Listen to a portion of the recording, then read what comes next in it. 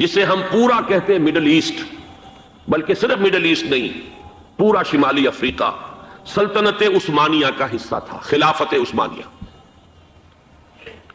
Libya, الجزائر، مصر، پورا حجاز، یمن، پورا عراق، شام، اور یہ شام ہی کے حصے ہیں در حقیقت، اردن اور لبنان، یہ سب یہ شام عرب، عراق عرب، یہ پورا علاقہ خلافت عثمانیہ یہ اس کا حصہ تھا۔ پہلی جنگ عظیم میں انگریزوں نے عربوں کو بغاوت پر آمادہ کیا، غداری پر آمادہ کیا، انہوں نے خلافت عثمانیہ کے خلاف بغاوت کی، بیج بوئے ان کے دلوں کے اندر نفرت کے، ابھارا انہیں، تم ترکوں کے غلام کیوں ہو، تمہیں خود حاکم ہونا چاہیے، تم کھڑے ہو جاؤ، ہم مدد کریں گے، تم بغاوت کرو، تم ان ترکوں کے خلاف ہماری مدد کرو، ہم تمہیں آزاد کر دیں گے، تم اپنے پاؤں پر خود کھڑے ہو جانا۔ یہ بہت ہی ہمارے لیے دردناک المیہ ہے اس پہلی جنگ عظیم کا۔ کرنل لارنس جیسا شخص، برطانوی استعمار، اور اس کے نتیجے میں عربوں نے بغاوت کی۔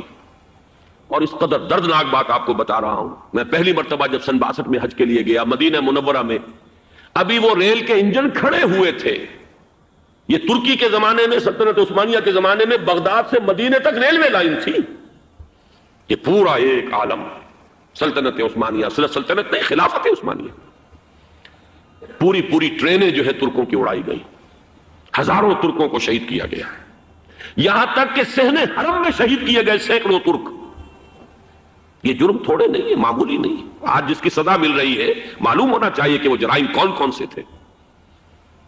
اب بھی جو لوگ گئے ہیں انہوں نے دیکھا ہوگا، ترکی کا قلعہ موجود ہے اوپر پہاڑی کے اوپر، حرم کا جو سب سے بڑا دروازہ ہے باب ملک عبد العزیز، اس کے سامنے ایک لائبریری ہوتی تھی، اب تو غالباً وہ بھی گرا دی گئی ہے، اس کے پیچھے پہاڑی پر ترکوں کا قلعہ ہے پرانا، اس پر توپیں موجود تھیں۔ جب بغاوت ہوئی ہے، جو حرم میں آئے ہوئے تھے ترک فوجی، ظاہر بات ہے نہتے، وہ تو نماز پڑھنے آئے ہوئے تھے، ان کو وہاں ذبح کیا گیا، اور ترکوں نے اپنی توپیں استعمال نہیں کی کہ کہیں بیت اللہ کو کوئی نہ پہنچ جائے۔ بہرحال یہ غداری ہوئی ہے پہلی جنگ عظیم کے دوران، اور نہ صرف ترکوں پہ عربوں نے کی ہے۔ جیسا کہ میں نے کہا تھا، دو ہیں سب سے بڑے مجرم روئے ارضی کے اوپر امت مسلمہ کے طبقات۔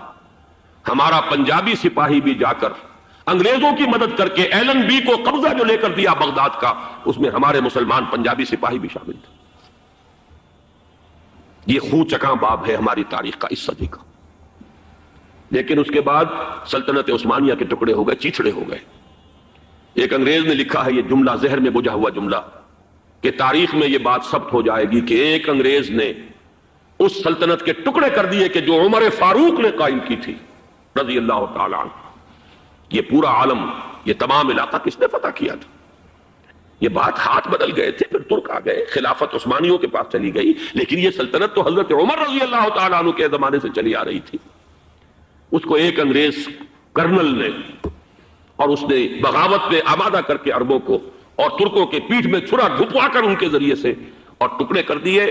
لیکن جب جنگ ختم ہوئی، اب انہوں نے کہا کہ اب ہمیں آزادی دیجیے، تو اب انہیں معلوم ہوا کہ غداروں کو دنیا میں کیا ملتا ہے۔ ٹکڑے کر دیے گئے۔ یہ حصہ عراق یہ انگریز کے پاس رہے گا، شام کا یہ علاقہ یہ فرانسیسیوں کے پاس رہے گا، مصر پر انگریزوں کا تسلط رہے گا، لیبیا اطالویوں کے پاس رہے گا، لے دے کر یہ جو علاقہ تھا حجاز، کیونکہ وہاں کچھ تھا ہی نہیں، بے وادن غیر ذی زرع، یہ عربوں کے پاس چھوڑ دیا گیا۔ اس وقت جو بادشاہ ہیں شاہ حسین اردن کے، ان کے دادا سب سے بڑے غدار وہی تھے، لہذا ان کو اس علاقے کی بادشاہت دے دی گئی۔ اس کے بعد نجد سے ایک تحریک اٹھی ہے، وہ سعودی جو خاندان ہے وہ نجد سے اٹھا ہے۔ نجد میں اس وقت کچھ بھی نہیں تھا، وہ تو صرف ریت کے تودے تھے اور کچھ بھی نہیں، لہذا ادھر کسی استعماری قوت کو دیکھنے کی ضرورت ہی نہیں تھی۔ وہ تو بعد میں تیل برآمد ہوا اور اس کی حیثیت ہو گئی، اور یہ امارات کا علاقہ جو ہے اس کی دنیا میں اب گویا کہ یوں سمجھیے کہ جو سب سے زیادہ اہم علاقے ہو سکتے ہیں روئے ارضی کے نقشے پر، ان میں سے ایک وہ ہو گیا۔ لیکن یہ اس وقت کی بات میں کر رہا ہوں، کوئی حیثیت نہیں تھی، لہذا اس کو چھوڑ دیا گیا۔ یہ ہے تاریخی پس منظر، یہ لکیریں جو کھینچی گئی ہیں یہ ایک ملت اسلامیہ کو جو قومیتوں میں تقسیم کیا گیا، پھر نعرے لگوائے گئے المصر للمصریین الشام للشامیین، اب شامی ایک علیحدہ قوم ہو چکے ہیں، مصری ایک علیحدہ قوم ہو چکے ہیں، عراقی ایک علیحدہ قوم ہو چکے ہیں۔ یہ ساری تقسیمیں استعمار کی پیدا کرنا ہے، اس کا کوئی تعلق اسلام کے ساتھ نہیں۔ اب ضرورت تو اس بات کی تھی کہ استعمار کے پنجے جب یہاں سے کچھ ہٹے، دوسری جنگ عظیم کے بعد ایک دور آیا، امریکہ ابھرا ہے دنیا کی عالمی سطح پر سیاست میں، اس کے ہاں کچھ آزادی کے تصورات تھے، اس نے بھی سپورٹ کیا۔ برطانیہ کمزور ہو چکا تھا، وہ اتنے بڑے علاقے کو ہولڈ نہیں کر سکتا تھا۔ ہندوستان بھی آزاد ہوا، پھر یہ کہ اور دوسرے علاقوں سے بھی اس کو پسپائی اختیار کرنی پڑی۔ استعمار کے پنجے جس طرح بھی ہوئے، ان کے سینوں سے، عربوں کے سینوں سے جو ہے گویا کہ وہ ہٹے، لیکن امریکہ نے ایک اپنی بہت بڑی حکمت عملی جو اختیار کی، عالم عرب کے سینے میں اسرائیل کا خنجر پیوست کر دیا تاکہ یہ کبھی آزاد نہ ہو جائیں، ہمارے انگوٹھے تلے رہے، ہماری پالیسی گواہی کرے۔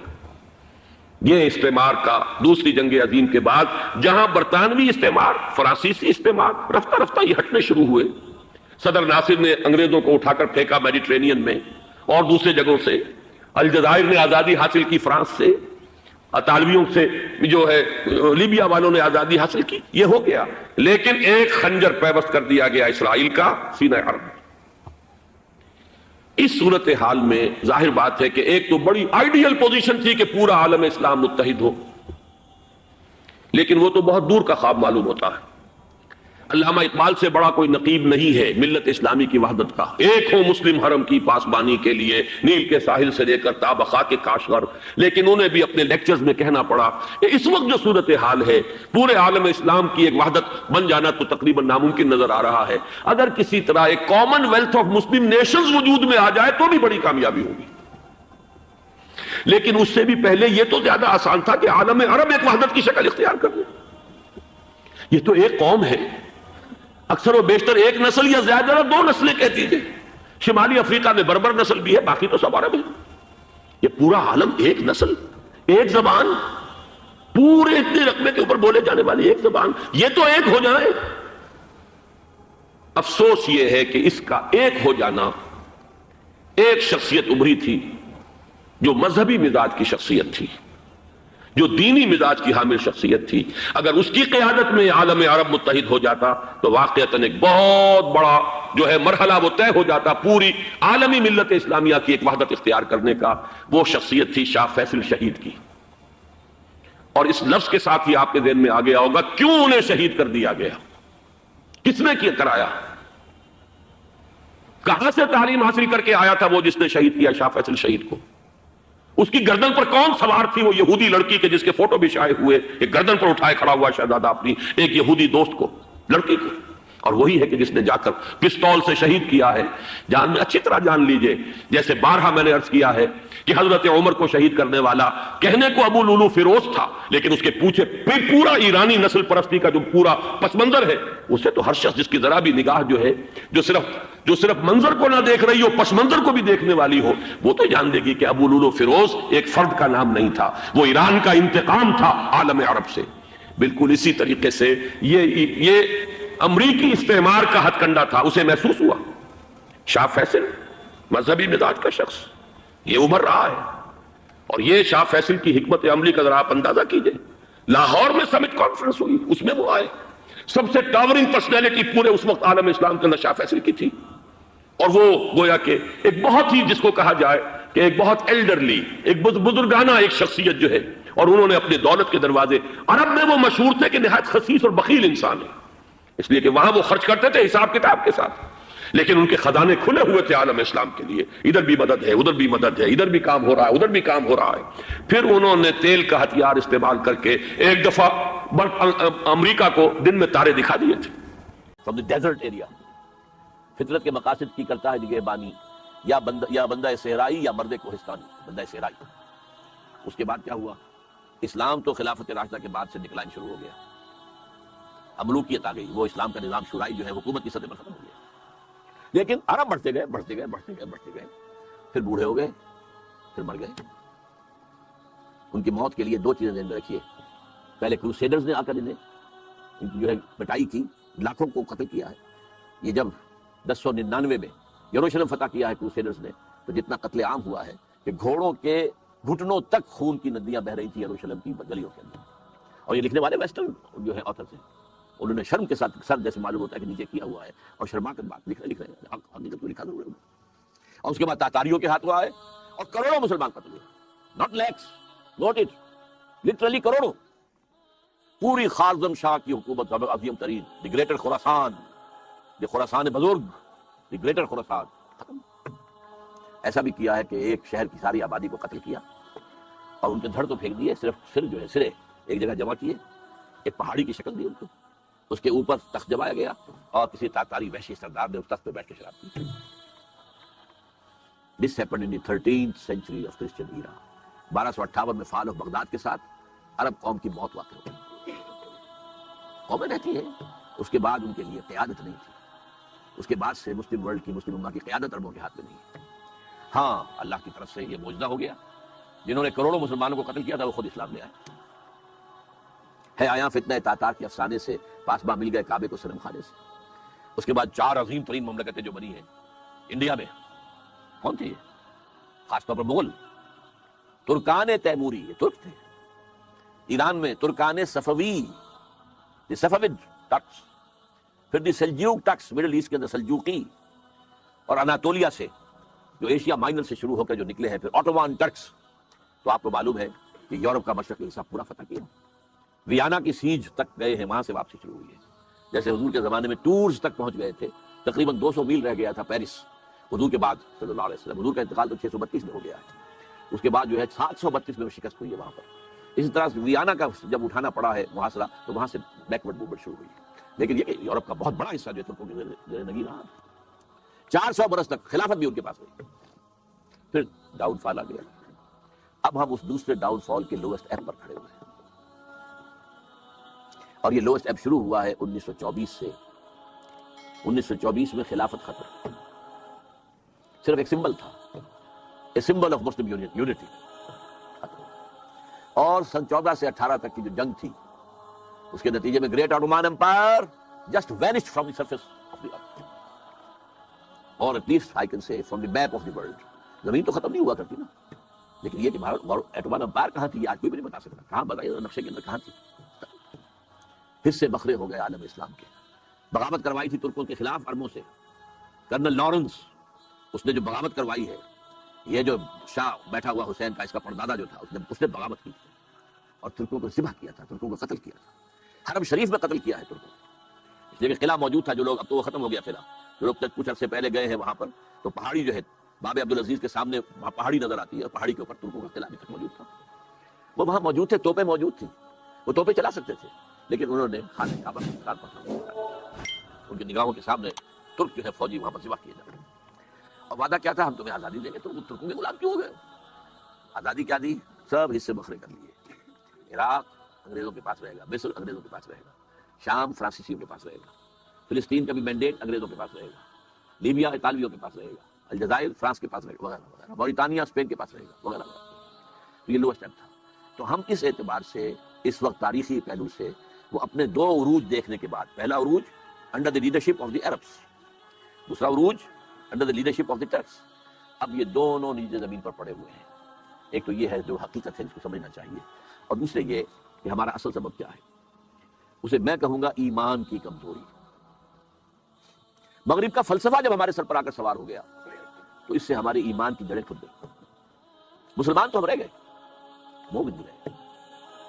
وہ جو پرسنل کنوکشن ہوتی ہے، یقین، جس کو اقبال کہتا ہے یقین پیدا کرے نادا، یقین سے ہاتھ آتی ہے. وہ درویشی کے جس کے سامنے جھکتی ہے فخوری. یقین نہیں، یقین کا. We have only a racial creed. یہ ہمارا ایک نسلی عقیدہ ہے جو والدین سے ہمیں منتقل ہو گیا. We are Muslim only because we were born of Muslim parents, that's all. Do we really believe in Allah? Do we really believe he is all powerful? Do we really believe he is present everywhere? Do we really believe in the life hereafter? That it is the real life? And it is the eternal life? Do we believe? جانبداری نہ کیجیے، اپنے غریبانوں میں جھانکیے. اور یہ تو آپ لوگ وہ ہیں جن کا ایک دینی ذوق ہے، مزاج ہے، آپ سوچ رکھتے ہیں، آپ چل کر آئے ہیں یہاں. آپ لوگوں کا کیا حال ہے؟ چاہے وہ جدید تعلیم یافتہ لوگ ہیں، چاہے وہ عوام الناس ہیں. ایمان کہاں ہے؟ اور ایمان کیوں ختم ہوا؟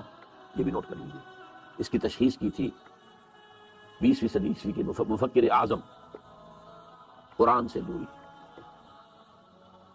قرآن کو بند کر دو، انہیں علم کلام میں الجھا دو، انہیں تصوف میں مگن کر دو، مست رکھو ذکر و فکر صبح گاہی میں سے. قرآن کو بند کر لو، ورنہ قرآن میں تو یہ پڑھیں گے تو ملوکیت کے خلاف بات سامنے آئے گی، بادشاہت کے خلاف، سرمایہ داری کے خلاف. لہٰذا اس کو بند کر دو. اول تو یہ کہ عربی زبان جو ہے وہ ایران نے آ کر بیریئر لگا دیا کہ عربی رک گئی. یہ بھی ایک تاریخی حقیقت سے نوٹ کر لیجیے. عربین پیننسولا یوں چلتا ہے، نیچے سے چوڑا ہے، اوپر سے تنگ ہے. ادھر سے خلیج فارس آ رہی ہے اور ادھر سے بحر قلزم آ رہا ہے. اچھا، اس کے اوپر جو ہے تاج بڑا رکھا ہوا ہے، وہ بھی عرب ورلڈ ہے، عراق عرب اور شام عرب، اور اس کو کہتے ہیں الجزیرہ. یہ جزیرہ نمائے عرب جو ہے الجزیرہ. یہاں سے اسلام نکلا، مسلمان نکلے. فتوحات شمال میں تو خیر کوہ قاف جو ہے وہ رکاوٹ تھا، زیادہ آگے جا نہیں سکتے تھے. مغرب میں پھیلا، مشرق میں پھیلا. فتوحات تو دونوں طرف یکساں ہوئی، لیکن کلچرل وکٹری جو ہے وہ ایسٹ میں حاصل نہیں ہو سکی، صرف ویسٹ میں ہوئی. کیونکہ شمالی افریقہ جو ہے بیرن تھا، وہاں کوئی کلچر تھا ہی نہیں، وہاں کوئی تہذیب تھی ہی نہیں، نہ کوئی فلسفہ تھا، نہ کوئی ادب تھا. لہذا ویکوم تھا. اس ویکوم کو عربی نے آ کر کیپچر کیا، اور آج پورے شمالی افریقہ کی زبان عربی ہے. کیسے ہو گئی؟ That was due to that vacuum of culture. عرب آ کر چھا گئے، ان کی تہذیب چھا گئی، ان کی زبان چھا گئی، اور بڑے خوش قسمت رہے کہ اب ان کی مادری زبان ہے جس میں قرآن مجید ان کے پاس موجود ہے. مشرق کی طرف جب بڑھے ہیں، عراق سے نکل کر، شام سے نکل کر گئے مغرب کی طرف، عراق سے نکل کر آئے مشرق کی طرف. جو ایران ہے اس کا اپنا کلچر تھا، اس کی تہذیب تھی، اس کی زبان تھی، اس کا لٹریچر تھا، اس کی شاعری تھی، اس کا فلسفہ تھا. لہذا کلچرلی اسلام ایران کو فتح نہیں کر سکا. پولیٹیکلی فتح کیا ہے، اور اس کے بعد ٹیکس آ گئے. انہوں نے بھی پرشین اختیار کیے. ہمارے ہاں جو 800 برس حکومت رہی ہے تو Persian was the official language, not Arabic. عربی جاننے والے جو ہے وہ تو صرف چند مولوی لوگ ہوتے تھے، اور وہ بھی عربی کہاں جانتے تھے، وہ تو فقہ پڑھتے تھے. اصل میں جیسے کہ 3 عہدوں کے لیے آدمی درکار تھے. سول سروس تھی یہ ان کی، مسلمان حکومتوں کی، کہ انہیں قاضی چاہیے، magistrates, they must be expert in law. مفتی چاہیے، یورسٹ. نکلا تھا گلف وار سے، لیکن ذرا سا ایک بیان دے دیا تھا کہ جو اسرائیل کو پسند نہیں آیا تو جو الیکشن میں چاروں شانے چت ہوا ہے اس کا جو حشر ہوا ہے وہ دیکھ لیجیے. تو پہلی بات تو یہ سمجھ لیجئے کہ آج بھی یہودی، یہ نیو ورلڈ آرڈر ہے، نیو ورلڈ آرڈر، اور اس میں عیسائی دنیا اس کی اعلی کار ہے. اب صورتحال کیا ہے؟ عیسائی دنیا، میں ایک بات بتا رہا تھا بیچ میں رہ گئی، کہ جہاں تک پروٹیسٹنٹ عیسائی تھے وہ تو پہلے ان کے ہاتھ میں تھے. حال ہی میں انہوں نے جو فتح حاصل کی ہے وہ کیتھولک عیسائیت کو بھی اپنے ہاتھ میں لے لیا ہے. چنانچہ پوپ صاحب نے فرمان جاری کر دیا ہے کہ ہمارے خداوند یسوع مسیح کے قتل کی ذمہ داری ان یہودیوں پر نہیں ہے. بری کر دیے گئے. 1900 برس کے بعد، بلکہ 2000 برس کے قریب ہو گئے، انہیں ایگزونریٹ کر دیا گیا، ایبسالو کر دیا گیا، ان پر ذمہ داری نہیں. نتیجہ یہ نکلا ہے کہ ابھی چند مہینے پہلے جو مذاکرات صلح کے ہو رہے تھے، جن میں یاسر عرفات بھی تھے اور یہ اسحاق رابین گیا ہوا تھا واشنگٹن، وہاں سے واپس آیا ہے تو روم میں رک کر پاپائے روم سے ملاقات کر کے تشریف لائے ہیں. انہیں دعوت دی ہے کہ یروشلم آئیے، اور ویٹیکان نے تسلیم کر لیا ہے اسرائیل کو، اور ویٹیکان کا اب جو ہے ایک ایمبیسی، اس کا جو ہے سفارت خانہ وہ یروشلم میں بننے والا ہے، اور پوپ صاحب بھی وزٹ کرنے والے ہیں. گویا کہ یہ گٹھ جوڑ اب مکمل ہو چکا، اب کہیں اس میں کوئی کمی نہیں رہی. اس یونائٹڈ فورس کے ساتھ یہ نیو ورلڈ آرڈر اس وقت عالم اسلام پر حملہ آور ہے. اب اس میں نوٹ کیجئے کہ اس وقت کی فضا ہے کیا. عالم اسلام میں سے عالم عرب ان کے شکنجے میں جا چکا. کیوں بنا کر کھڑے ہوئے ہیں اسرائیل کو ماننے کے لیے اور سر تسلیم خم کرنے کے لیے؟ انہیں بلا کر میڈرڈ میں پیش کیا گیا یہودیوں کے سامنے کہ تم جن کے ساتھ ایک ٹیبل پر بیٹھنے کو تیار نہیں تھے، میڈرڈ میں آؤ، آؤ اپنا قبرستان دیکھو. یہ اسپین کی سرزمین جہاں تم نے 800 برس حکومت کی تھی، یہ تمہارا قبرستان، یہاں آؤ اور بیٹھو اور ان کے ساتھ بات کرو.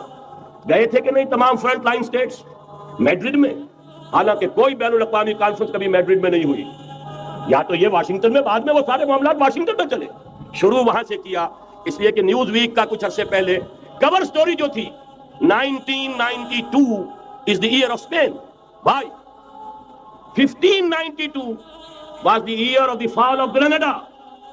1492 میں 1492 میں غرناطہ کا سقوط ہوا، اور پورے آئیبیرین پیننسولا سے ایک ایک مسلمان بچہ بچہ نکال کر ختم کر دیا گیا، یا زندہ جلا دیے گئے، یا تہے تیز کر دیے گئے، یا جہازوں میں بھر بھر کر. اور آپ کو معلوم ہے میڈیٹرینین کی حیثیت کیا ہے؟ خلیج ہے، ایک معمولی سی خلیج. ادھر سے اسپین کا ساحل قریب آ جاتا ہے، اسپین کے ساحل سے جہازوں میں بھرا اور نارتھ افریقہ کے ساحل کے اوپر پھینک کر آ گئے. پورے ہسپانیہ میں جہاں 800 برس مسلمان کی حکومت رہی، ایک بچہ بھی مسلمان نام کا موجود نہ رہا. یہ تھا 1492 اور اب آیا تھا 1992. 1992 is the year of Spain. اسی لیے ورلڈ اولمپکس رکھے گئے وہاں، دلہن کی طرح سجایا گیا ہسپانیہ کو اور بلایا گیا، طلب کیا گیا، سمن کیا گیا تمام دول عرب کو، آؤ یہاں بیٹھو اور یہاں بیٹھ کر اپنے ان یہودی دشمنوں کے ساتھ مصالحت کی بات شروع کرو. بہرحال نوٹ کر لیجئے، عالم عرب جا چکا. کوئی دن کی بات ہے، میں سنسنی پیدا نہیں کرنا چاہتا، لیکن حالات اور واقعات سے نگاہیں بند کرنا بھی کوئی دانش مندی کی بات نہیں. یہ ایودھیا کی مسجد شہید کی گئی، ابھی یہ ایک بہت بڑا مزار جو ہے شہید کیا گیا، اس کے ساتھ کئی مسجدیں شہید کی گئی. یہ سب کیا ہے؟ یہ مسلمانوں کی نفس دیکھی جا رہی ہے کہ کوئی غیرت اور حمیت نام کی کوئی شے باقی ہے. جیسے علامہ اقبال نے وہ نظم لکھی تھی عبد القادر روہیلا بڑا ظالم جفاجو کینہ پرور تھا، لیکن یہ کہ اس نے جو ایک ٹیسٹ لیا تھا کہ وہ جو عورتیں ہیں تیموری خاندان کی، ان میں کوئی رمق رہ گئی ہے؟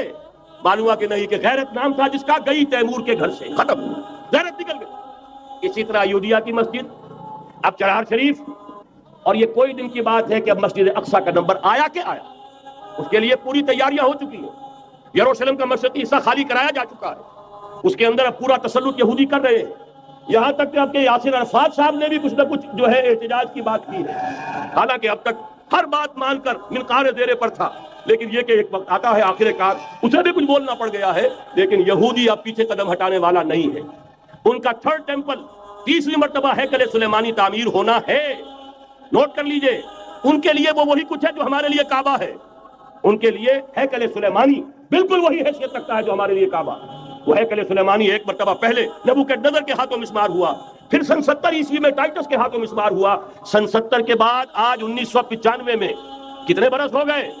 پورے 1925 برس ہو گئے کہ ان کا کعبہ زمین بوس پڑا ہوا ہے. اب تک تو ان کا بس نہیں تھا، اب تو بس ہے کہ نہیں؟ اب ان کی حکومت ہے کہ نہیں؟ اب شاہ حسن ہو چاہے شاہ حسین، ان کے نوکر اور چاکر ہیں یا نہیں؟ اب انہیں ڈر کس کا ہے؟ لہذا کوئی دن کی بات ہے، مسجد اقصیٰ شہید ہوگی اور ٹیمپل کی تعمیر شروع ہوگی. یہ تو بہرحال ایک نقشہ ہے. اگلا نقشہ آپ کو بتانا چاہتا ہوں، ایک دوسری تصویر ہے. یہ تصویر ہے زمینی، ایک تصویر ہے آسمانی. وَمَكَرُوا وَمَكَرَ اللَّهُ وَاللَّهُ خَيْرُ الْمَاكِرِينَ. انہوں نے اپنی سی تدبیریں کی، اللہ نے اپنی تدبیر کی، اور ظاہر بات ہے اللہ کی تدبیر سے بہتر تدبیر کس کی ہوگی؟ چنانچہ یہودیوں کی سازشیں اس وقت بھی ناکام ہوئی تھی یا نہیں؟ ظاہر بات ہے جاء الحق وزهق الباطل ان الباطل كان زهوقا. لہذا یہ آیتیں دونوں اعلان کر رہی ہیں کہ یہودیوں کی سازشیں بالآخر ناکام ہوں گی اور دین حق کا بول بالا ہو کر رہے گا. یہ تو ان آیتوں سے ظاہر ہے. یریدون لیطفئوا نور اللہ بافواہہم واللہ متم نورہ ولو کرہ الکافرون. یریدون ان یطفئوا نور اللہ بافواہہم ویابى اللہ الا یتم نورہ ولو کرہ الکافرون. هو الذی ارسل رسولہ بالہدی ودین الحق لیظہرہ علی الدین کلہ ولو کرہ المشرکون. اللہ نے تو بھیجا ہی ہے اپنے رسول کو اس فیصلے کے ساتھ اور یہ ذمہ داری اور مشن دے کر کہ جو دین حق آپ کو دے کر بھیجا جا رہا ہے اسے غالب کیجئے، نافذ کیجئے، قائم کیجئے. اس مشن کے ساتھ بھیجا جا رہا ہے اور وہ بہرحال آیا جاء الحق وزهق الباطل ان الباطل كان زهوقا.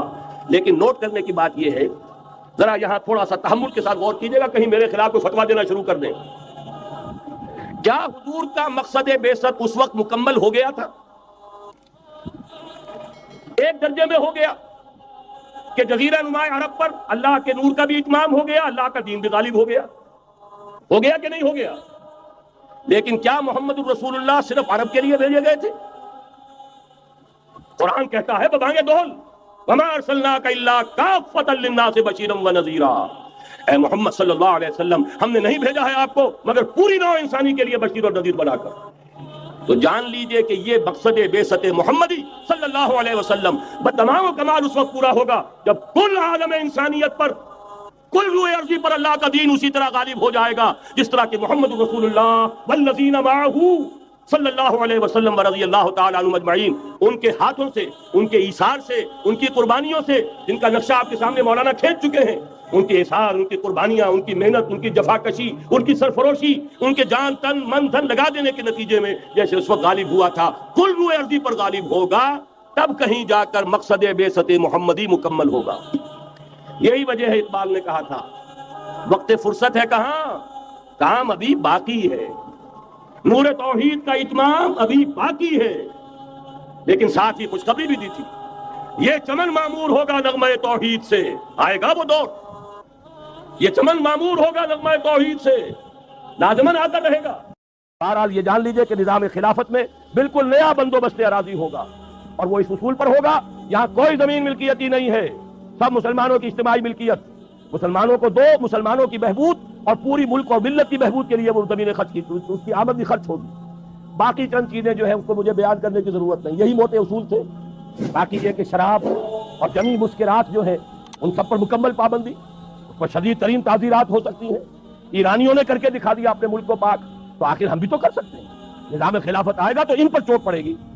اسی طرح سطر اور حجاب، اس کی پابندی ہوگا، ہم جو ہے ان کی تائید کریں گے، اپنے پلیٹ فارم سے کریں گے، اپنے طور پر کریں گے، ہم کسی کے سائز نہیں لینا چاہتے لیکن ان کی تائید کریں گے۔ لیکن اس سے اسلام نہیں آ سکتا، اسلام آئے گا اسی طریقے سے لا يصلح آخر هذه الامہ الا بما صلح به اولها، اور یہ حضرت ابو بکر کی ایک تقریر کا جملہ ہے، جیسے حضرت عمر کی ایک تقریر کا میں نے جملہ سنایا آپ کو، من بایا خلیفتا عن غیر مشورۃ المسلمین فلا بیعۃ له، مسلمانوں کے مشورے کے بغیر اگر کسی کی خلافت کا جو بیعت کی گئی وہ بیعت صحیح نہیں ہوگی۔ اسی طرح حضرت ابو بکر کا قول سنا رہا ہوں، حضرت عمر کو جب انہوں نے مسلمانوں کے مشورے سے اپنا جانشین بنایا تو خطبہ دیا، اس خطبے میں آپ نے فرمایا ان ھذا الامر، مسلمانوں یہ جو ہمارا معاملہ ہے دین کا اور خلافت کا، لا يصلح آخرہ الا بما صلح به اولہ، اس کے آخری حصے کی اصلاح نہیں ہوگی مگر صرف اس طریقے سے جس سے پہلے حصے کی اصلاح ہوئی۔ اور اسی کو امام مالک نے نقل کیا، لا يصلح آخر هذه الامہ الا بما صلح به اولها۔ وہی بات میں کہہ رہا ہوں، حضور نے کیسے کیا ہم کیسے کریں۔ دیکھیے حضور نے پہلے کام کیا کیا، ایمان کی دعوت بدریہ قرآن، پہلا کام یہی تھا، دعوت ایمان بدریہ قرآن۔ آج ہمیں دعوت تجدید ایمان کرنی ہے بدریہ قرآن، تجدید ایمان، اس لیے کہ ہم ویسے تو مسلمان ہیں لیکن جیسے کچھ مسلمان ہیں وہ مجھے بھی معلوم آپ کو بھی معلوم، ایمان کہنے کو ہے، عقیدہ ہے، کتنا کچھ یقین حاصل ہے وہ آپ کو بھی معلوم مجھے بھی معلوم، لہذا اصل ضرورت ہے تجدید ایمان، اور تجدید ایمان بھی وہ جنس نہیں ایمان جسے لے آئیں دکانیں فلسفہ سے ڈھونڈے سے ملے گی عاقل کو، یہ قرآن کے سیپاروں میں۔ تو جو آپ فرما رہے تھے توکل صاحب کہ میں 25-30 برس سے لگا ہوا ہوں، تو واقعہ یہ ہے اس کا اکثر و بیشتر میرا حصہ قرآن کے پڑھنے پڑھانے میں گزرا ہے۔ ہماری تراویح 6-6 گھنٹے رات چلتی ہے دورہ ترجمہ قرآن کے لیے، ہماری قرآن کانفرنسیں ہیں، قرآنی انجمنیں ہیں، انجمن خدام القرآن، قرآن اکیڈمیز ہیں، قرآن کالج ہے، قرآن تربیت گاہیں ہیں، درس قرآن کے کیسٹس ہیں، آڈیو ہیں، ویڈیو ہیں۔ میری زندگی کا بیشتر حصہ شادم از زندگی خیش کے کارے کردم، بہت مطمئن ہوں میں، میرے پاس کوئی جائیداد نہیں۔ ابھی میں ویزا لینے گیا تھا تو وہاں پر جو خاتون تھی ایک کینیڈا کی، انہوں نے پوچھا آپ کی آمد نہیں، میں نے کہا آئی ارن نتھنگ، حیران ہوئی، میں نے کہا اور بات سن لو، آئی اون نتھنگ، میری کوئی جائیداد نہیں، میری کوئی آمد نہیں، مرکزی انجمن خدام القرآن ہے اس کے ایک کوارٹر میں رہتا ہوں، میری سہولتیں مجھے وہاں سے حاصل ہیں، 2 وقت کی روٹی یہ میرے بچے ہیں جو کنٹریبیوٹ کر دیتے ہیں، اسے میں کھا رہا ہوں، اس لیے کہ میرا ایک مکان تھا وہ میں نے بیچ کر ان کے لیے چھوٹے چھوٹے 3-3 کمرے کے 4 کوارٹر بنا دیے ہیں، اور وہ ان کے نام کر دیے، میرے نام پر، میری بیوی کے نام پر، 1 پیسے کی جائیداد نہیں، کسی کمپنی کا کوئی 1 پیسے کا حصہ نہیں، کہیں میرے پاس کوئی بانڈز نہیں، اللہ بچائے رکھے اس لعنت سے، اور نہ کہیں کوئی میرے ہاں اس طرح کی اور کوئی شے موجود ہے۔ تو یہ اچھی طریقے سے جان لیجئے میں نے زندگی لگائی ہے اسی کام کے لیے لگائی ہے، مجھے کوئی احساس محرومی نہیں ہے، روٹی مجھے ملتی رہی ہے، آج تک فاقہ نہیں آیا ہے، رزق اللہ نے اپنے ذمہ رکھا ہوا ہے، لیکن میری توانائی لگی ہے میکسیمم قرآن پڑھنے اور پڑھانے میں۔ خیرکم من تعلم القرآن وعلمہ، اور یہ کس لیے کیا؟ جب انجمن خدام القرآن لاہور کی قائم کی تھی، اس کے دیباچے میں لکھ دیا تھا کہ میں صرف انجمن بنانے کا قائل نہیں ہوں، میرے پیش نظر اقامت دین کی فرضیت ہے، میں ایک جماعت قائم کرنا چاہتا ہوں، یہ پہلا قدم ہے مرکزی انجمن خدام القرآن کا، اور یہ 1972 کی بات ہے، آج سے 21 برس قبل کی جو میں آپ کو بتا رہا ہوں۔ بہرحال پہلا کام وہی ہے جو حضور نے کیا، فرق یہ ہے وہ کافر تھے، انہیں قرآن کے ذریعے سے ایمان کی طرف دعوت دی گئی، ہم مسلمان ہیں، ہمیں قرآن کے ذریعے سے تجدید ایمان کی دعوت دینی ہے، مرحلہ ایک ہی ہے، اس میں کوئی فرق نہیں۔ نمبر 2 وہ جو حدیث میں سنا چکا ہوں، آمرکم بخمس بالجماعت والسمع والطاعت والہجرت والجہاد فی سبیل اللہ۔ اب جو لوگ واقعتاً شعوری ایمان اختیار کریں، شعوری طور پر فیصلہ کریں کہ مسلمان جینا ہے، مسلمان مرنا ہے، ان صلاتی و نسکی و محیایا و مماتی للہ رب العالمین. یہ طے کرے نا پہلے, صرف جلسوں سے تو نہیں ہوگا, یہ تو ہوگا تو پھر کچھ کرنے سے ہوگا. اور کرنے کے لیے میدان میں وہ آئے جو پہلے اپنی ذات پر اپنے گھر میں دین نافذ کر چکا ہو. اگر یہ نہیں ہے تو جھوٹا ہے, فریبی ہے, اسلام کا نام لیتا ہے. تو اپنی ذات پر اپنے گھر میں اسلام قائم کرو اور پھر جڑ جاؤ, ایک مل جل کر ایک جمعیت بنو, ایک طاقت بنو, ایک قوت بنو, جماعت بنو, حزب اللہ بنو. آمرکم بخمس, میں تمہیں 5 باتوں کا حکم دے کر جا رہا ہوں. جماعت کی شکل میں رہو, جماعت بھی ڈھیلی ڈھالی نہیں, بالجماعت والسمع والطاعت, سنو اور اطاعت کرو, لسن اینڈ اوبے. ایسی منظم جماعت. یہ منظم جماعت کیا کرے گی؟ ہجرت اور جہاد. ہجرت کے بارے میں پوچھا گیا, ای الہجرت افضل یا رسول اللہ, اے اللہ کے رسول یہ بتائیے سب سے افضل ہجرت کون سی ہے؟ فرمایا ان تہجر ما کرہ ربک, ہر اس چیز کو چھوڑ دو جو تمہارے رب کو پسند نہیں. یہی وجہ ہے میں نے جب جماعت تنظیم اسلامی کے نام سے قائم کی ہے, اس تنظیم اسلامی کی جماعت میں جو عہد نامہ ہے اس میں شمولیت کا, اس کی پہلی شق یہی ہے, انی اعاہد اللہ, میں اللہ سے ایک عہد کرتا ہوں, ان اہجر کل ما یکرہہ, ہر اس چیز کو چھوڑ دوں گا جو اسے ناپسند ہے. یہیں سے شروع ہوگی ہجرت. اسی کو کہا ہے یہ سب سے اونچی ہجرت ہے, افضل ہجرت ہے. اور اس کے بعد جہاد ہے, تن من دھن لگاؤ اللہ کے دین کے لیے, اللہ کے دین کی سربلندی کے لیے. اور اس کے 3 مرحلے آئے ہیں ہماری ایک حدیث کے اندر. تم میں سے جو کوئی بری کو دیکھے, حدیث بہت عام ہے, سب کو یاد ہوگی, اس کا فرض ہے طاقت سے روکے, اور اگر اس کی ہمت نہیں ہے زبان سے روکے, اس کی بھی ہمت نہیں ہے تو دل سے نفرت ضرور رکھے, اور یہ ایمان کا کمزور ترین درجہ ہے.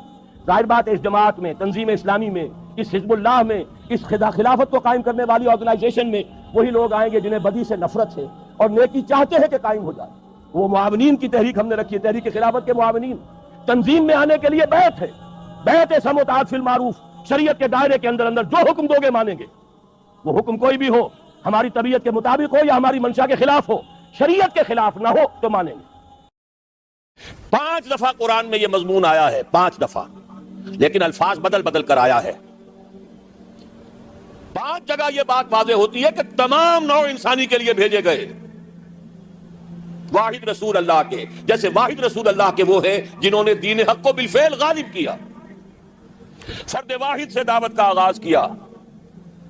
پہلے دن 4 ایمان لائے, زوجہ محترمہ خدیجہ الکبریٰ رضی اللہ تعالی عنہ, یار غار ابو بکر صدیق رضی اللہ تعالی عنہ, چچازاد بھائی جو زیر تربیت ہیں, زیر پرورش ہیں, حضرت علی رضی اللہ تعالی عنہ, غلام جنہیں آزاد کر کے بیٹا بنایا ہوا ہے, زید ابن حارثہ, زید ابن محمد کہلاتے ہیں. 1 جمع 4 5 ہوئے, 10 برس میں بمشکل 125 ہوئے.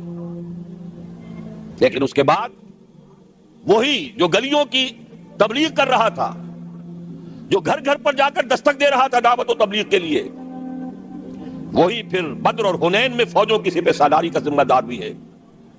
اور وہی جو سن 8 ہجری میں 10 رمضان المبارک کو فاتح کی حیثیت سے مکے میں داخل ہوا ہے. اور اگلے 2 سالوں کے اندر اندر پورے جزیرہ نما عرب پر اللہ کا دین غالب ہو گیا. جاء الحق وزهق الباطل ان الباطل كان زهوقا اذا جاء نصر الله والفتح ورأيت الناس يدخلون في دين الله افواجا. اللہ کا دین کا غلبہ یہ ہے, اس کی کوئی اور مثال نہیں ہے سوائے محمد رسول اللہ کے. نہ حضرت ابراہیم کی زندگی میں, نہ حضرت عیسیٰ کی زندگی میں, نہ حضرت موسیٰ کی زندگی میں, نہ حضرت نوح کی زندگی میں. اولو العزم من الرسل تو یہی شمار ہوتے ہیں.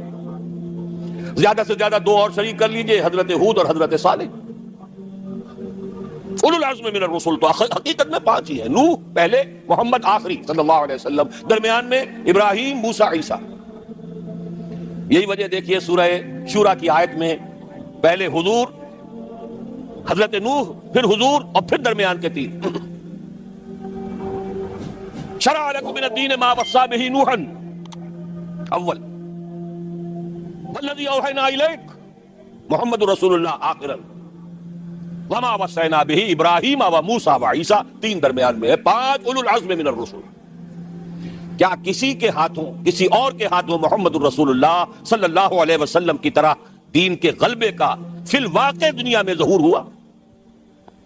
اسی طرح نوٹ کیجئے, کوئی رسول نہیں جو پوری نوع انسانی کے لیے بھیجا گیا ہو.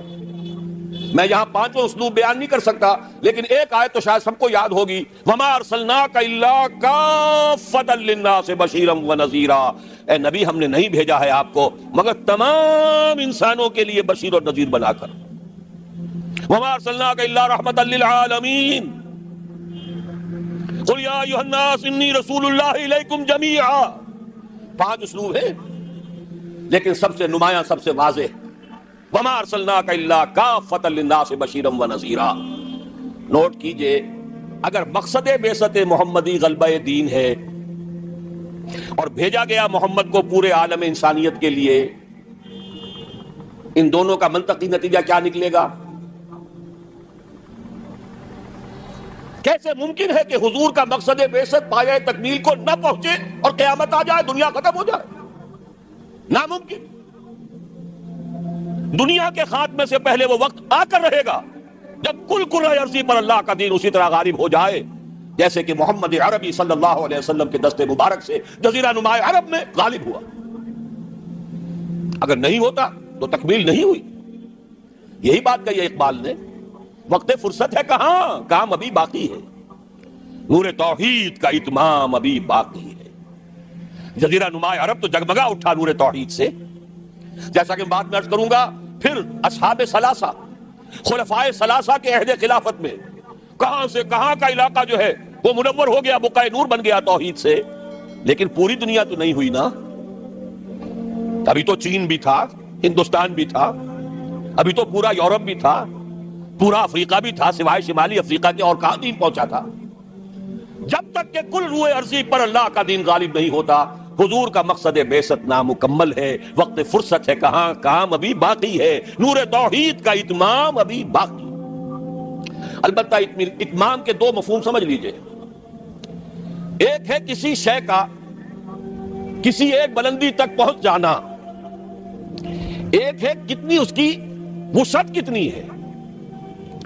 اتمام دین اور دین کا غلبہ جزیرہ نما عرب میں تو کامل ہو گیا، اس میں کوئی شک نہیں، لیکن کل روئے ارضی پر نہیں ہوا، توسیع ہونی ہے۔ ایک اعتبار سے اتمام ہو گیا، ایک اعتبار سے دین غالب ہو گیا، لیکن یہ کہ در حقیقت چونکہ بعثت محمدی صلی اللہ علیہ وسلم تمام عالم انسانیت کے لیے ہے، اس لیے جب تک پورے عالم انسانی پر اللہ کا دین غالب نہ ہو، ہنوز مقصد بعثت محمدی شرمندہ تکمیل ہے۔ لیکن جان لیجئے ہو کر رہے گا۔ اب اس کی جو خبریں دی ہیں، سب سے پہلے تو جیسا کہ ان آیات کے حوالے سے میں نے عرض کیا تھا، 2 آیتیں میں نے اس وقت تک بیان کی ہیں، 2 اگلی آیات ذرا سرسری طور پر سمجھ لیجئے ورنہ وقت بہت زیادہ لگ جائے گا۔ اے مسلمانوں، یہ تو ہمارا فیصلہ ہے، ہم اپنے دین کا اتمام کریں گے، ہم نے اپنے نبی کو بھیجا ہی دین کے غلبے کے لیے، غلبہ دین ہوگا، لیکن تمہارے ایمان کا کچھ تقاضا ہے۔ اگر تم چاہتے ہو آخرت کے عذاب سے بچنا، اگر تم چاہتے ہو جنت کا داخلہ، تو تمہیں ایک کاروبار کرنا پڑے گا۔ یا ایھا الذین آمنوا هل ادلکم علی تجارۃ تنجیکم من عذاب علیم تؤمنون باللہ ورسولہ وتجاہدون فی سبیل اللہ باموالکم وانفسکم۔ ایمان رکھو جیسا کہ ایمان کا حق ہے، اور جہاد کرو اللہ کی راہ میں، کما دو اس میں اپنی جانیں بھی اور اپنے مال بھی۔ یہ تقاضا ہے اہل ایمان سے، مشیت اذنی ہے، بعثت مقصد محمدی اپنی جگہ ہے صلی اللہ علیہ وسلم، لیکن جانیں کھپائیں صحابہ نے، سختیاں جھیلی صحابہ نے، قربانیاں دی حضور نے بھی اور صحابہ نے بھی۔ محمد الرسول اللہ والذین معہ، یہ الفاظ کہاں آئے ہیں؟ سورہ فتح کی اس آیت کے بعد، هو الذی ارسل رسولہ بالہدی ودین الحق لیظہرہ علی الدین کلہ وکفی باللہ شہیدا محمد الرسول اللہ والذین معہ اشداء علی الکفار رحماء بینہم الی آخر الآیہ۔ البتہ اس کے بعد فرمایا مسلمانوں، چونکہ یہ سورت نازل ہوئی ہے غزوہ احزاب کے بعد، سورہ صف، مسلمانوں ہم نے تمہیں ٹھوک بجا کر دیکھ لیا، تم نے ایمان اور جہاد کے تقاضے پورے کر دیے، تم نے اپنے ایمان کی صداقت کا وافر ثبوت فراہم کر دیا، لہذا خوشخبری سنو۔ یہ خوشخبری کب دی جا رہی ہے؟ جبکہ محمد الرسول اللہ کو 18 برس ہو چکے ہیں کام کرتے، جبکہ صحابہ پر سختی اپنے عروج کو پہنچ چکی ہے غزوہ احزاب میں۔ فرمایا اگر تم اس راستے پر گامزن رہو گے تو اخروی وعدے بھی ہیں، مغفرت بھی ہے، نجات بھی ہے، جنتیں بھی ہیں، بڑے اعلیٰ گھر بھی ہیں، وَأُخْرَىٰ تُحِبُّونَهَا نَصْرٌ مِّنَ اللَّهِ وَفَتْحٌ قَرِيبٌ، اور ایک اور بات سن لو جو تمہیں بہت پسند ہوگی، اللہ کی مدد آیا چاہتی ہے اور فتح جو ہے تمہاری قدم بوسی کرنا چاہتی. یہی وجہ ہے کہ غزوہ احزاب کے بعد حضور نے فرما دیا تھا صلی اللہ علیہ وسلم لن یغزوکم قریش بعد عامکم ھذا ولکنکم تغزونہم. مسلمانوں، قریش میں اب جان نہیں ہے، وہ دوبارہ کبھی تم پر چڑھائی کر کے نہیں آ سکیں گے. بس ختم. یہ آخری مرحلہ تھا. جیسے حضور کے اوپر جو شدائد اور جو سختیاں تھیں اس کا کلائمیکس یوم طائف ہے، اسی طرح صحابہ کرام پر من حیث الجماعت امتحان کے بعد امتحان، امتحان کے بعد امتحان. وَلَنَبْلُوَنَّكُمْ بِشَيْءٍ مِّنَ الْخَوْفِ وَالْجُوعِ وَنَقْصٍ مِّنَ الْأَمْوَالِ وَالْأَنفُسِ وَالثَّمَرَاتِ. لیکن یہ فینومینا پہنچ چکے اپنے نقطہ عروج کو غزوہ احزاب میں. کئی دن کے فاقے بھوک کا یہ عالم، 12,000 کا لشکر، چھوٹی سی بستی، جیسے صحرا میں چراغ روشن ہو اور آندھیاں آ رہی ہو بجھانے کے لیے. امتحان انتہائی شدید. ثابت قدم ہے محمد الرسول اللہ والذین معہ اخرى تحبونها نصر من اللہ وفتح قریب وبشر المؤمنین. اے نبی، اہل ایمان کو بشارت دے دیجئے، تمہاری سختیوں کا دور اب ختم ہوگا، اب فتح تمہارے قدم چومے گی. یہی بشر المؤمنین پر عمل کر کے حضور نے فرمایا لن تغزوکم قریش بعد عامکم ھذا. مسلمانوں، اب قریش تم پر چڑھائی کر کے نہیں آ سکتے. ولکنکم تغزونہم، بلکہ اب تمہاری طرف سے انیشیٹو ہوگا، اب تم چڑھائی کرو گے. اب یہی مضمون ہے جو سورہ نور کی اس آیت میں ہے. قاری صاحب سے بھی آپ نے سن لی، چونکہ سورہ نور بھی غزوہ احزاب کے بعد نازل ہوئی ہے. سن 5 ہجری میں غزوہ احزاب، سن 5 ہجری میں سورہ احزاب کا نزول، سن 5 کے آخر میں یا 6 کے شروع میں سورہ نور کی کا نزول ہے. وعد اللہ الذین آمنوا منکم وعملوا الصالحات، یہ وہی جو ایک آیت چھوٹی آئی ہے سورہ صف میں، اسی کی وضاحت ہے. وَأُخْرَىٰ تُحِبُّونَهَا نَصْرٌ مِّنَ اللَّهِ وَفَتْحٌ قَرِيبٌ، اسی کی وضاحت ہو رہی ہے. ایک بات کو 3 اسلوبوں میں بیان کیا جا رہا ہے، دل جوئی کے لیے، تشفی کے لیے، اطمینان دلانے کے لیے. وعد اللہ الذین آمنوا منکم وعملوا الصالحات، اللہ کا وعدہ ہے پختہ مسلمانوں تم میں سے جنہوں نے ایمان اور عمل صالح کا حق ادا کر دیا. اور یہیں سے یہ بات سمجھ لیجئے کہ عمل صالح کا سب سے بڑا اطلاق جہاد فی سبیل اللہ پر ہے، نوافل پر نہیں ہے. سورہ صف میں کیا فرمایا؟ اگر چاہتے ہو جہنم سے چھٹکارا تؤمنون باللہ ورسولہ وتجاہدون فی سبیل اللہ باموالکم وانفسکم. اسی کی وضاحت کر رہی ہے یہ آیت نمبر 55 سورہ نور کی. وعد اللہ الذین آمنوا منکم وعملوا الصالحات. تو عمل صالح سے مراد کیا ہے؟ تقابل کیجئے، القرآن یفسر بعضہ بعضا، مراد ہے جہاد فی سبیل اللہ. اے مسلمانوں، تم نے ایمان اور جہاد کا جو حق ادا کر دیا. اب 3 وعدے ہیں ہمارے. لَيَسْتَخْلِفَنَّهُمْ فِي الْأَرْضِ كَمَا اسْتَخْلَفَ الَّذِينَ مِنْ قَبْلِهِمْ، لازماً انہیں خلافت عطا کریں گے زمین میں جیسے کہ ان سے پہلوں کو خلافت عطا کی تھی. یا داؤد انا جعلناک خلیفۃ فی الارض. کبھی اگر داؤد اور سلیمان کی حکومتیں ہو سکتی تھی تو محمد رسول اللہ کی امت کی حکومت کیوں نہیں ہو سکتی؟ لَيَسْتَخْلِفَنَّهُمْ فِي الْأَرْضِ كَمَا اسْتَخْلَفَ الَّذِينَ مِنْ قَبْلِهِمْ وَلَيُمَكِّنَنَّ لَهُمْ دِينَهُمُ الَّذِي ارْتَضَىٰ لَهُمْ. اور جو دین کے اللہ نے تمہارے لیے پسند کر لیا ہے اب اس کو تمکن عطا کرے گا، غلبہ عطا کرے گا. یہ دین غالب رہنے کے لیے آیا ہے، مغلوب رہنے کے لیے نہیں. الحق یعلو ولا یعلی علیہ، حق کو حق پہنچتا ہے کہ سر بلند ہو، نہ یہ کہ پامال کر دیا جائے. تیسرا وعدہ وَلَيُبَدِّلَنَّهُم مِّن بَعْدِ خَوْفِهِمْ أَمْنًا. اب تک تو تم پر خوف کی کیفیت طاری تھی، پھر نہ قریش چڑھ کے آ جائیں، غطفان نہ آ جائیں. حدیثوں میں سیرت میں آپ نے پڑھا ہوگا رات رات پر پہرے رہتے تھے، ذرا شور ہوتا تھا منافقین جو ہے لے اٹھتے تھے، پھر حملہ ہو رہا ہے بھائی، پھر حملہ ہو رہا ہے. ہر وقت ایک خوف کی کیفیت. لیکن اے مسلمانوں، اب وہ خوف کی حالت بدل جائے گی، تمہیں امن حاصل ہو جائے گا. چیزیں 3 بیان کی ایک ہی ہے. جب تمہیں حکومت مل جائے گی، تمہارا دین خود بخود غالب ہو گیا، یا جب اللہ کا دین غالب ہوگا حکومت خود بخود تمہارے ہاتھ میں ہوگی. اور پھر اب ڈر کس کا؟ اب چین ہوگا، سکون ہوگا، اطمینان ہوگا، امن ہوگا.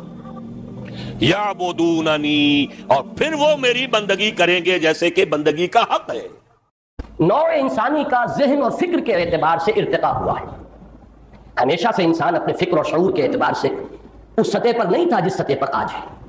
جیسے کہ ایک فرد کا عہد طفولیت ہے، بچپن ہے، پھر وہ جوان ہوتا ہے، پھر پختگی کو پہنچتا ہے. ایک پختگی جسمانی ہوتی ہے، وہ 18-20 برس کا نوجوان جو ہے اب جسمانی اعتبار سے مکمل ہے، اپنی پختگی کو پہنچ گیا ہے. ایک شعور اور فکر اور نفسیاتی پختگی کی عمر ہے جس کو قرآن مجید نے 40 برس معین کیا ہے. حتی اذا بلغ اشدہ وبلغ 40 سنۃ، یہاں تک کہ جب انسان اپنی پوری پختگی کو پہنچتا ہے 40 برس کا ہو جاتا ہے. تو جس طرح ایک فرد کا معاملہ ہے اسی طریقے سے پوری نوع انسانی کا بھی معاملہ ہے. اس کا بھی ایک عہد طفولیت تھا، پھر اس کی جوانی کا دور آیا، پھر اس کے شعور کی پختگی، عقل کی پختگی کا دور آیا ہے. اب ظاہر بات ہے کہ جیسے ایک بچے کو آپ تعلیم دینا چاہیں تو چاہے پرائمری کے بچے کے لیے آپ کسی پی ایچ ڈی کو بٹھا دیں، پی ایچ ڈی ہے، وہ سب کچھ اس نے جو ہے پڑھ لیا ہے، سمجھ لیا ہے، لیکن وہ اس بچے کو تو نہیں دے سکتا وہی سب کچھ جو کچھ اس کے ذہن میں ہے، اسے تو اس کی ذہنی سطح کے مطابق دینا ہوگا. اب آپ کو معلوم ہے کہ ارسطو کا تعلیق، یہ سکندر کا تعلیق ارسطو تھا. ارسطو عقل کی کس سطح پر ہے؟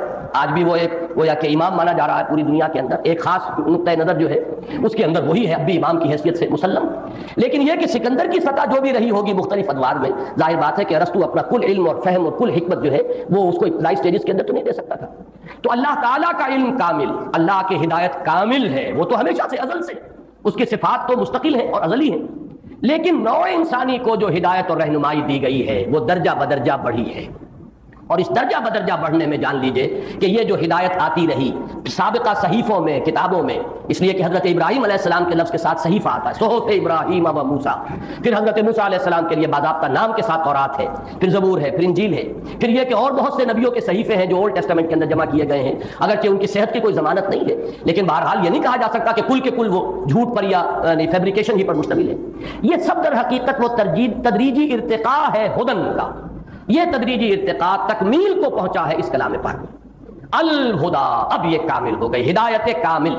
اور اس کے لیے میں نے اپنے اس مضمون میں پروفیسر یوسف سلیم چشتی کو کوٹ کیا ہے. یہی میں اب اس وقت نوٹ کرا دوں کہ پروفیسر محمد شریف صاحب کی جو کتاب ہے فلسفے کے موضوع پر، تاریخ فلسفہ پر، انہوں نے کوٹ کیا ہے. یہی بات ابھی میں پڑھ رہا ہوں history of the world H G Wells کی، اس نے بھی یہ بات کہی ہے کہ 6 صدی قبل مسیح سے انسان نے سوچنا شروع کیا ہے. اس سے پہلے سوچ نہیں تھی. جیسے بچے کو بھی آپ بتاتے تھے دیکھو یہ کام نہ کرنا، یہ سانپ ہے، یہ سانپ جو ہے نقصان دہ ہے، اس کے قریب نہ جانا، اسے کچھ پتہ نہیں ہے اس کے سوا. لیکن یہ کہ آپ نے بتایا، پہلے جو ہے ڈوز اینڈ ڈونٹس دیے گئے، یہ کرو یہ نہ کرو. باقی یہ کرو تو کیوں کرو اس کا کوئی ابھی محل نہیں تھا، یہ نہ کرو تو کیوں نہ کرو اس کو ابھی سمجھانے کا کوئی موقع نہیں تھا.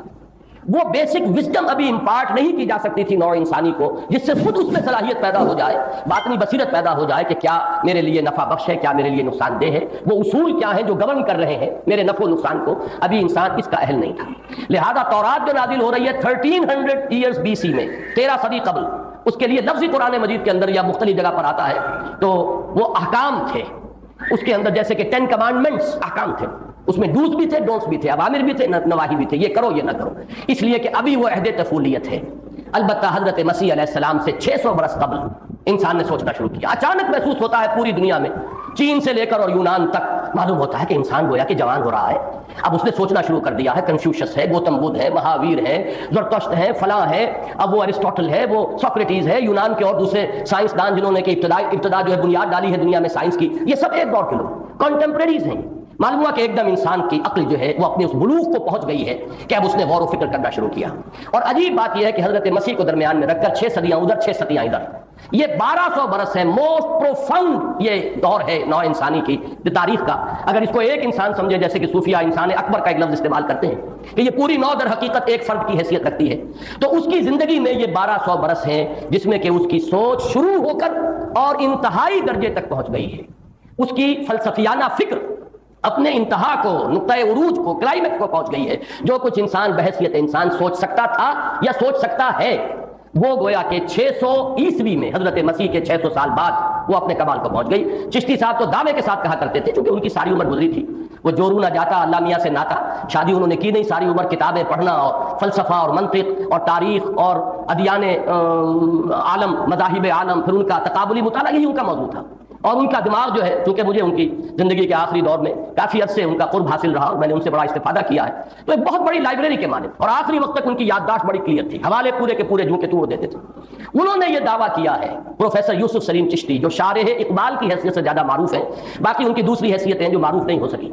بہرحال ان کا دعویٰ یہ تھا کہ میں ثابت کر سکتا ہوں کہ 600 عیسوی کے بعد نہ کوئی نیا مذہب دنیا میں آیا ہے، نہ نیا کوئی فلسفہ دنیا میں آیا ہے. آج کے جتنے فلسفے ہیں بڑی بھاری بھرکم اصطلاحات کے ساتھ، لیکن یہ کہ یہ تمام فلسفے اس سے پہلے پیدا ہو چکے تھے، اب صرف لیبلز بدلے ہیں۔ شراب وہی ہے، صرف لیبلز بدل گئے۔ ایگزسٹانشلزم ہو یا لاجیکل پازیٹیوزم ہو یا امپیریسزم ہو، جو بھی یہ مختلف الفاظ ہیں، ان سب کا وہ کہتے ہیں کہ تمام فلسفے مکمل ہو چکے تھے۔ اس کو میں نے تفصیل سے اس میں لکھا ہے، وہ پڑھیے گا اور ایک ایک حرف کو اپنے ذہن کے اندر بٹھانے کی کوشش کیجیے کہ اس حقیقت کو اچھی طرح سمجھیے کہ فکر انسانی، ایک نقطہ پھر آپ کے ذہن میں وسوسے کے انداز میں آ سکتا ہے، اور وہ یہ ہے کہ سائنس کا ارتقا تو ہو رہا ہے، سائنس تو بڑی ہی اب ہے اس دور میں، اس میں کوئی شک نہیں۔